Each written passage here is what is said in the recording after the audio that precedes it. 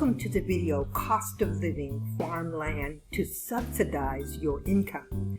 Now, farmland can serve as an investment by purchasing and then renting out the land to farmers, while the actual value of the land increases. But there is another reason wealthy people are buying farmland, and it's because of the tax benefits. As of 2019, around 40% of American farmland is rented out. One of the major consequences of owning farmland is the tax subsidy. The wealthy are treating farmland like a basic real estate investment, and this is something that you can do as well. Well, maybe not buying or purchasing thousands of acres, but starting with 1 or 2 acres. Farmland can provide financial stability when most others are experiencing financial fluctuation. Farmland can provide the basic needs for people, so your land and what you offer will always be in season.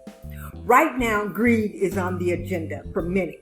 At the same time, the earth is being treated poorly, and the fact that there are too many people on this small planet, around 7.2 billion people, most of whom are poor, makes for ugly possibilities in the future, not to mention climate change and other factors such as animal viruses entering into the human race. Farmland is one way to stabilize your financial portfolio as well as lower your taxes. There are 2 groups of people Congress takes care of in America.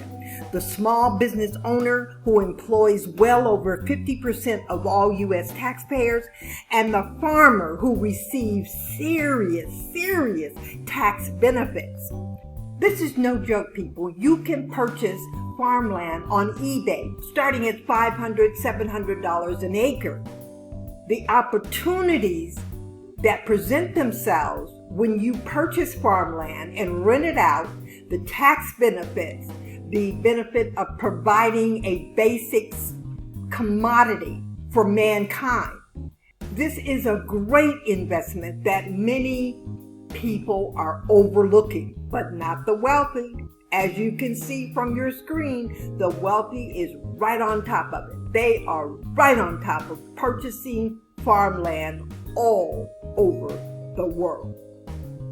This has been a special report for Budget Retirement Options. I'm Sandy Ingram, your hostess. I'm a U.S. citizen expat now in Mexico during the pandemic. I tried to maybe book a flight home, but they canceled the flight, and I said, great, I'll just stay in Mexico. Join me, subscribe, travel with me, travel throughout the world as my team and I present more information on cost of living and how to maintain your cost of living.